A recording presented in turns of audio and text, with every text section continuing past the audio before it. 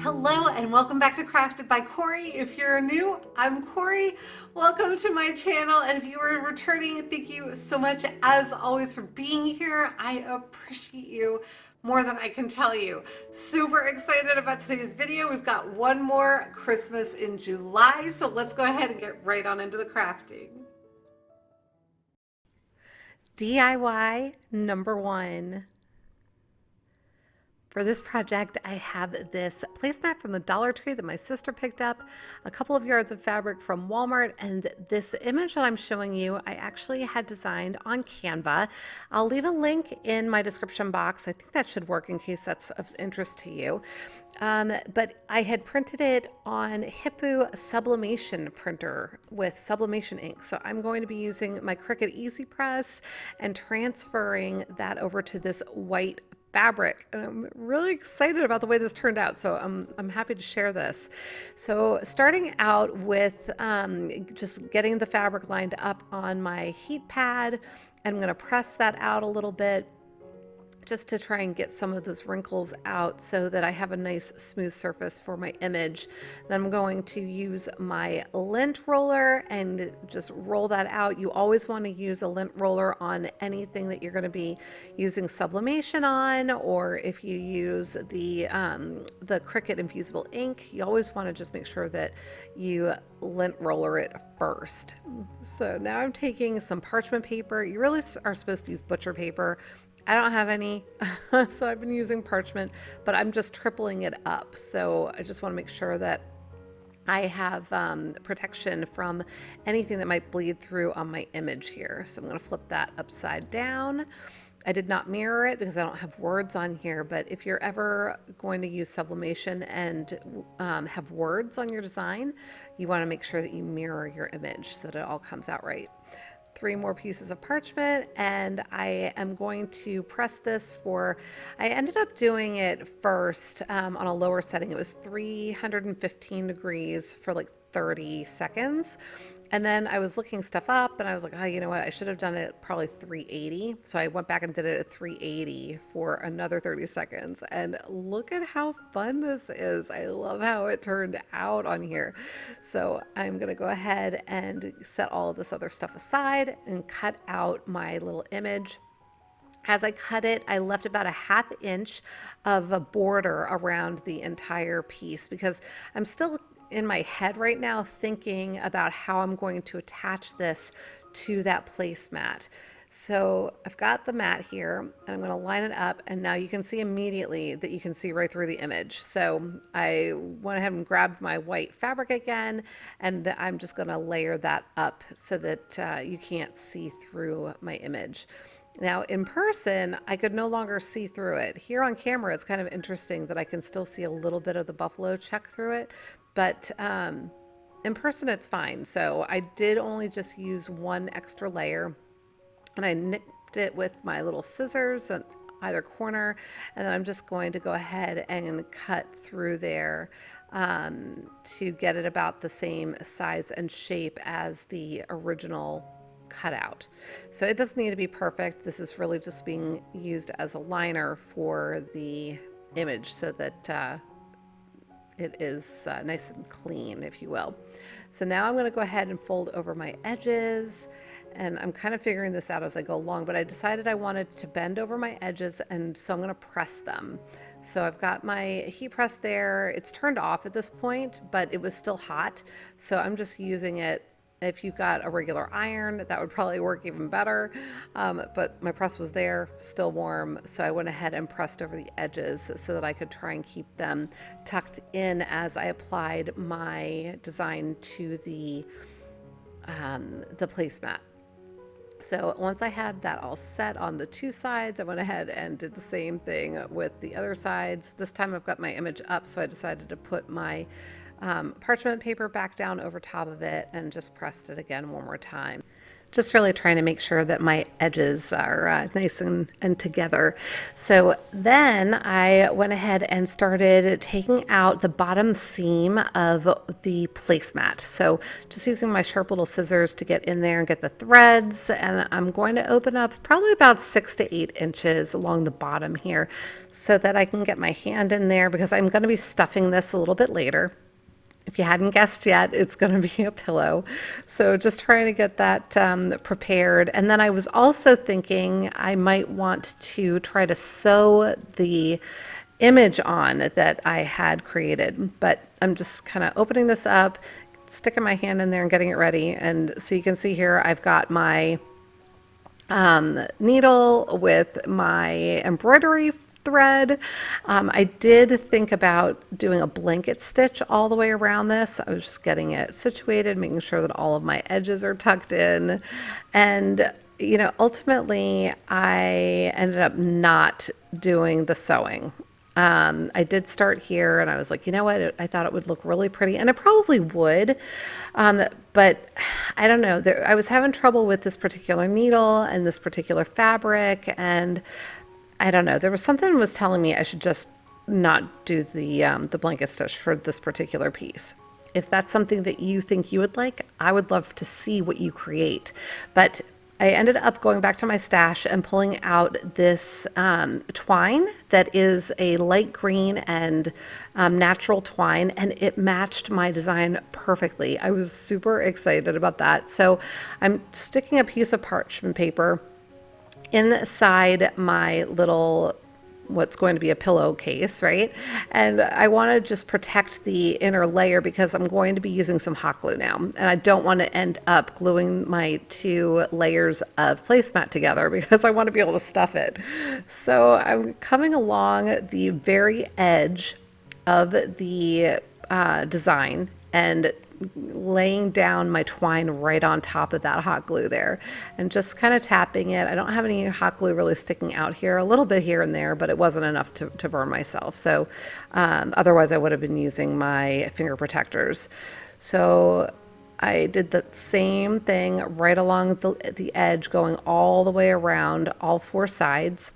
And when I got to the last little bit, you'll see me in just a second. I'm going to trim off that twine, and I'll do it at an angle and then kind of tuck it in along that corner there. And you honestly can't even see where I started and where I ended. So it worked out really, really well.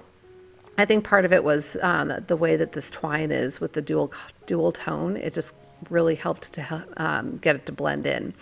So now I have my design applied. Very happy with this. And again, I've got a link for this in my description box in case you're interested in checking out the design and using it yourself. But then I went ahead and stuffed it with my polyfill, making sure that I'm getting it into each of the corners. And then I'll just check and make sure that it's the nice and fluffiness level that I want. And I'm going to seal it back up again with hot glue. Now you could also sew this back up again. One of these days I'm actually going to get around to fixing the tension on my sewing machine, and I will show you that I do know how to sew. But for this, I am again just using my hot glue. And if you use some black thread along this, because of the way these placemats are made originally, you would never know that you had opened it up and done something with it, because the stitching for this is it's along the inside, but it's then also along the outer edge all the way around. So it's a nice little finished trim. But I really love the way that this came out. So a little bit more hot glue here to seal up that last little bit. And then really that's all there is to this pillow. And I hope that you like this as much as I do. I hope you'll leave me a comment and let me know what you think. But once I'm done sealing this up, I'll show you what it looks like here. There she is. Let me know what you think of this one. Trimming it up and fussing over it a little bit here. There we go.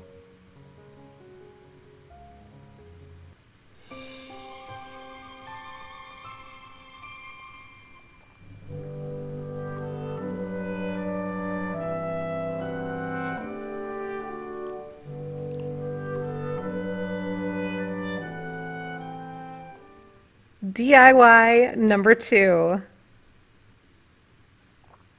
All right, I have snow from the Home Depot. I picked this up, I think it was last year. I saw it there and I just grabbed it. And I didn't really have an opportunity to do a whole lot with it last year, but I'm going to try and use it more this year. And then I have a pine cone from my stash. I had been super excited because there was a woman on Facebook Marketplace who was giving away all these free pine cones. They were free. I have so many of them. It's awesome. I've just been trying to figure out how to use them. When I first got them, they were all kind of closed up and I've let them dry. I think I've probably had them for about 3 years. I had them outside for a while and then I think you can also dry them out in the oven, but I'm not certain. So don't take my word for it. But once I had this all sprayed down, I did set it aside for it to dry for a little while. And then I came back to it and I am just creating a very simple bow, a couple of loops with the bow, the ribbon just kind of crossed over itself in the middle and then squeezing the center together. And then I'm going to cut another little length and tie that around the middle. I'm sorry that I'm a little bit off frame here or out of frame, but just tying a knot around that middle piece to secure the little bow, fluffing it up a little bit. And then I'm going to go ahead in just a second and I'm going to be dovetailing all of my ends. Now, if you don't want your ends dovetailed, you can always just cut the ribbon at an angle, and it's really only just, not only to make it look pretty, but also to keep the ribbon from fraying. So I'm going to go ahead and dovetail them there. And again, I'm a little bit out of frame on the side there. Sorry about that. But just basically folding the ribbon in half and cutting it at an angle. And that is how I get my dovetail. So once I have that all set, I'm going to go ahead and grab another piece of ribbon, and this is going to be my hanger. So if you didn't realize it yet, we're making a little Christmas ornament, and I am going to secure both ends of the loop to the top of my pine cone. So use a pretty generous amount of glue. I should have grabbed my finger protectors at this point, but instead I'm just being careful and kind of holding the ribbon away and then holding it down, and now scissors are coming in handy. So yeah, no excuses, you guys. I just kind of grab what's near me. Yeah. Anyway, it's part of my charm, right? So I am doing the same thing with the other end and just being careful not to burn myself. Please use your finger protectors. Do as I say, not as I do. I do have them. I've even had a sweet subscriber send me some, so I need to be better about actually wearing them. But here I am just adding on my bow with some more hot glue, covering up the loop ends a little bit here, but as you'll see, you can still see them. So I decided I was going to take some of my little jingle bells that I have in my stash, and I'm going to tuck some of those in on top of there. I'm just trying to figure out how I want to place them. So I'm putting some glue on the little loop that tends to be on the top of the jingle bell, where you would use it to attach a string, and glued that down. And now I'm using a green one. And as you know, I always have to kind of figure out where I want things to go before I commit to gluing them. So I'm just going to go ahead now and tuck that in there. And then I'm also going to use a third one, a little silver one. Once I have my green one situated in here, you'll see me grab a silver one. And I'm going to go ahead and tuck that down in there too. And so now either way you look at this cute little pine cone ornament, it is going to be pretty. So we've got the jingle bells on the one side, and you can see them a little bit. I'm cooling my hot glue, you guys. And then we got the bow on the other side. And yeah, but let me know what you think of this one. I think it is super sweet, and I hope you do too.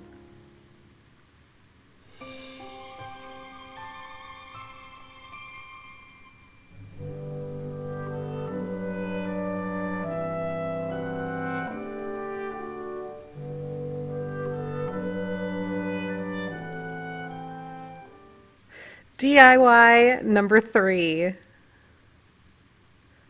For this one, I have some cardboard rolls. These were from, one was actually a shipping roll that my husband gave me, and the other was the inside of this Better Than Paper stuff that I use on my craft service. But you could use paper towel rolls, toilet paper rolls, rolls from the inside of ribbon, or rolls from the inside of gift wrap, anything like that. These were really pretty sturdy. So I'm using my X-Acto knife, and I won't lie, this did take me a little while because these were pretty heavy duty. So if you are using paper towel rolls or toilet paper rolls or something that's not quite so heavy duty, this will go much faster for you. But essentially, I am doing my best to cut them straight. I was not always super successful, but I decided that that just lends a little bit more to the charm of the project. And but I was just taking my time and cutting these at about 1 to 1.5 inches wide. You'll see right here that my cuts were really not very perfect.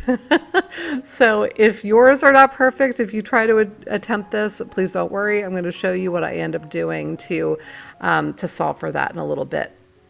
I also had a lot of, there was like a paper lining on the inside of these that kept wanting to not cut perfectly. And so I ended up just pulling a lot of that out of the inside. So you'll see me pulling stuff out of all of these. But I've now got everything cut, the thinner, more narrow roll, and then also this wider one. And I just pulled all of that excess stuff out, which I think in the end made it look a little bit cleaner because the inside of the one tube said Uline all over it. It had, you know, this printed thing all over the inside of it. So ultimately it worked out for the best. So here I'm taking my scissors. This is how I trimmed up my edges. And I just went through and I trimmed up every single edge that had any kind of an abnormality or a bump in it. And that actually went really pretty quickly. So once I had that all done, I just grabbed this basket because it's round and about the size that I wanted to have for my center of my wreath. We are making a little wreath here. I saw something online that inspired me to do this, and I just thought it was really cool and something completely different from what I've seen in the past. So you could use a bowl or anything else that's round that's going to give you the approximate size that you want for the opening of your wreath. And I'm just going to work my way around it. I started with that first layer, and then I'm just going to kind of build out around all the way around the circle until I have it the way that I want it. So once I've got all of that done, again, want to make sure it's the way I want it before I commit to it. I'm going to go ahead and take my hot glue and start gluing all of these little pieces together. Now I am not gluing them to that center basket. I am only using that as a form for the shape that I want to have for my wreath. That's the sole purpose of it. So you're going to see in just a moment, once I get most of these glued around the edge, I'm starting on that inner edge, and once I have most of them glued together to create that inner circle, I'm going to be going ahead and removing my little basket and just getting it out of the way. So here I've got most of them glued, taking the basket away, and I'll just glue those last 3 or 4 little pieces and just try to maintain the shape on my own so that it is the form that I want. So there we go. I've got just one more little piece to glue. And the hardest part of this was just trying to figure out where I should place my glue because they don't all line up perfectly with each other. And even when they come together on the outer edges, some of them aren't touching the ones right next to them. So they'll be touching at least 1, maybe 2 circles, but they're not necessarily touching on 3 sides, if that makes sense. So some of them have little gaps, but again, I just thought that this was really cool. And I'm going to be putting some jingle bells in here. I'll show you that in a minute. Oh, and metallic gold spray paint. I love this color, so I sprayed it. That's how I finished it. But you could, and here are my jingle bells, but you could use this as like a little advent calendar too. But anyway, I popped those in. Let me know what you think.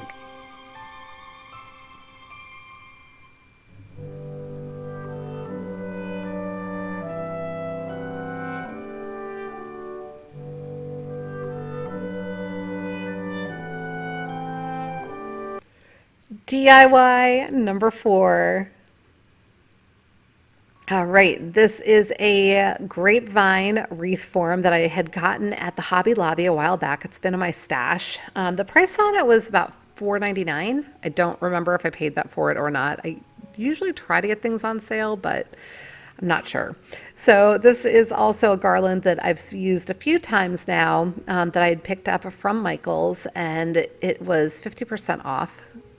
I'm trying to remember how much I ended up paying for it. It might have been $15 or $20. I can't remember, but it's got a ton of little picks on it. And so I'm getting quite a bit of usage out of it. And once I had off the pieces that I wanted to use, I just started tucking them in and around my form. Of course, I'm doing this one-handed because I'm still holding the garland, trying to decide if I've got enough things taken off of it. But once I had decided that I was pretty happy with what I had, I just continued to tuck it in to the wreath. Now, I will glue this down in just a moment, but again, I have to see how it looks first. I don't want to just start gluing things in until I am sure that I have them positioned the way I want them.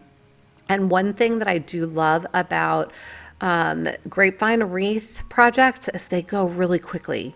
They're really fast and easy to do. I used to make a ton of wreaths, and I did a lot of the deco mesh wreaths, and I did a lot of grapevine wreaths.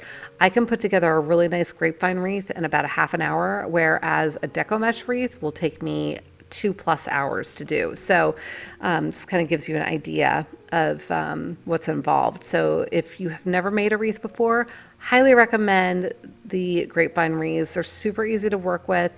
You can tuck your little picks right into it and then just glue them down. Here I'm using some more of the pine cones that I have in my stash. Again, just trying to figure out where I want them and getting them situated. Once I was happy with that, here comes the hot glue. So I'm just gluing down the bases where my stems kind of go into the grapevine. It might be a little bit hard to see here, but hopefully you get the idea. Using generous amounts on the pine cones, making sure that they are going to stay put. And then it was really just waiting for them to cool enough so that I could let go of them. That was, the longest part of the project, I would say, is just making sure that those pine cones were secure. All right, so once that was all done, I'm going to create a bow. I'm just going to wrap it back and forth on itself until I have 10 loops total, 5 loops on either side. So just wrapping it back and forth and back and forth. And this type of ribbon, it has to be a double-sided ribbon to be able to do that. But once I had the 5 loops on either side, I had cut it off, and I'm putting a teeny tiny notch on either side of the bow, just not even a 1/4 inch, right? It's just enough so that I can get my little wire in here. This is actually a twist tie that I happen to have on my desk. You could use a pipe cleaner.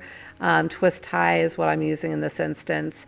A pipe cleaner actually probably would have done me a favor in this instance, because I was then struggling with the little twist tie to try and attach my bow to the wreath. I ended up managing to come up with another solution in a second that you'll see. But with the pipe cleaner, it would just give you more to work with, and it would just be easier to attach it. So something to keep in mind. So here I am starting to try and stick my little ends of the twist tie in there, and just, yeah, it wasn't having it. So I set that aside and I grabbed out another length. I'm like, oh, well, I'll make tails, forgetting that I was going to have this decoration on the side of the wreath. But again, it all worked out. I'm trying to figure out how I want to loop this on here. And I'm like, nope, I want to go underneath. So tucked it under, flipped my ends through, and then I just tightened it up. Now, like I said, originally my thought was going to be that these would be tails and hanging down, and then I was like, Corie, you silly, that is not the way that this is going to hang. So I'm like, all right, well, I'll figure it out in a second. But because I needed to have something to attach my bow to, right? So I got this all nice and tight as best as I could. Then I'm going to go ahead and attach the little twist tie to the base of the ribbon that I just added on there. So it just gave me a place to anchor my bow. Once I had that done, I started dovetailing the ends of the bow that I had created while I figure out what I wanted to do with the tails that I now had. And I ended up just wrapping one end through the wreath again and then bringing it up to the top and tying a knot. And I know it's kind of hard to see what I'm doing, but I literally just took one end, wrapped it around, kept the other end going the opposite direction, tied a knot on it, and now I have additional little tails that I can cut down and dovetail and just add to the charm of the wreath. And that is it, you guys. Let me know what you think of this one.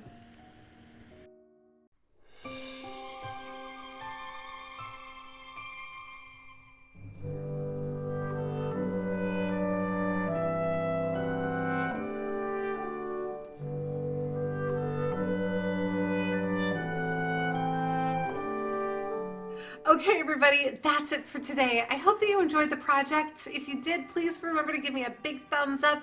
Leave me a comment. Let me know what you liked. Say hello, anything, because it really does help my channel to grow because it helps YouTube to notice me. So until the next time, be well, be kind, and make it a great day. Thank you so much for watching. Take good care. Bye.